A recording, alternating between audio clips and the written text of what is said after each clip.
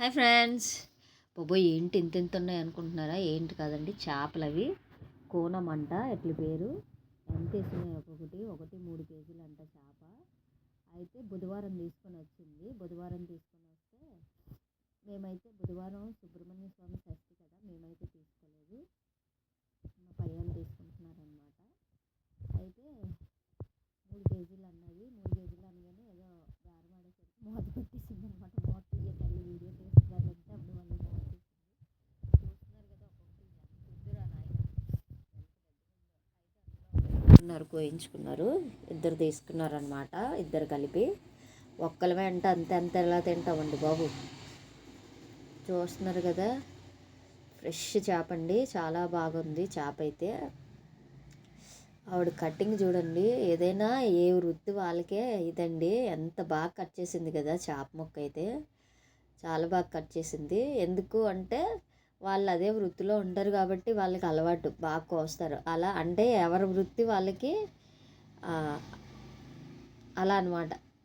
నాకు చెప్పడం రాలేదు, తప్పుగా అంటే క్షమించండి.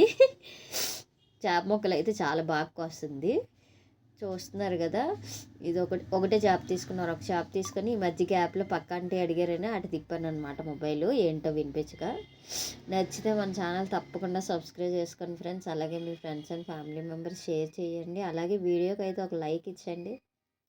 వీడియోస్ ఎలా అయినా సరే రెగ్యులర్గా పెడదాం అనుకుంటాను, ఏదో ఒకటి జరిగి నేనైతే వీడియోలు పెట్టనండి. చూస్తున్నారు కదా, చేప అయితే చిన్న చిన్న ముక్కలు భలేగా. ఫిష్ ఫ్రై చేసుకుంటే అద్దరిపోద్ది, అలాగే పులుసుకు కూడా బాగుంటుంది. వీడియో తీసింది బుధవారం అయితే ఇప్పుడు నేను ఎడిట్ చేసి వీడియో అప్లోడ్ చేస్తున్నాను అనమాట. చూస్తున్నారు కదా, చిన్న చిన్న ముక్కలుగా భలే కోస్తుంది.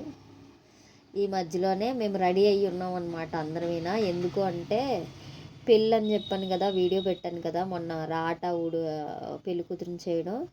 ఆ అమ్మాయికి ఊరేగింపు అనమాట, పెళ్లి కూతురిని ఊరేగింపుతో రమ్మన్నారు. అందుకని రెడీ అయ్యి కూర్చుంటే ఈ లోపు చేపలావిడ వచ్చి చేపలు తీసుకోండి అని కేకేసింది అనమాట. ఈ గ్యాప్లో చేపలు కొనుక్కుంటున్నారు, మేమైతే మధ్యలో వెళ్ళిపోయామన్నమాట. కొనుక్కున్న వాళ్ళు ఉన్నారు, మేమైతే ఊరేగింపు డ్యాన్సులు స్టార్ట్ అయిపోయి అని చెప్పి పరిగెట్టాము.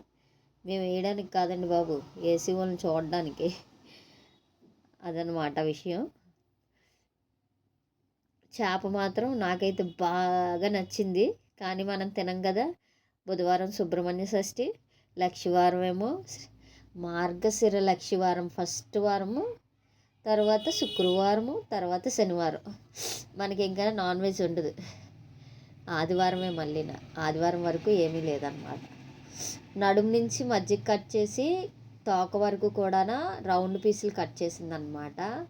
అలాగే నడుము దగ్గర నుంచి తల వరకు ఉండే పీస్ని ఏం చేసిందంటే బాగా లావుగా ఉంది, పీసులు దలసరిగా వచ్చేస్తాయి అని చెప్పేసి చిన్న చిన్న పీసుల కింద కట్ చేయించుకున్నారనమాట. ఇలా మధ్యకి కట్ చేయించుకున్నారు.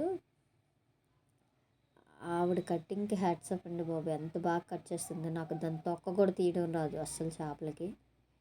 ఆవిడ చాలా బాగా కట్ చేస్తుంది. నేనైతే దాన్ని ఏ పప్పు జావో చేసిద్దినో కోయడానికి. ఆవిడ కాబట్టి నీట్గా చాలా చక్కగా కట్ చేస్తుంది పీసులు.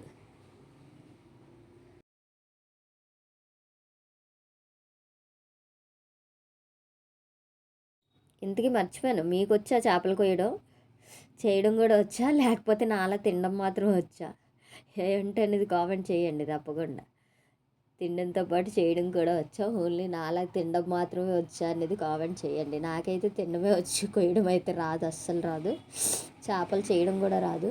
మరి ఏంటి, చేపలు వండుకోవా నువ్వు అనుకుంటారేమో, వండుతానండి. మా అత్తయ్య చేసి ఇచ్చేస్తే వండుతాను, లేదంటే చేపలావిడ దగ్గరే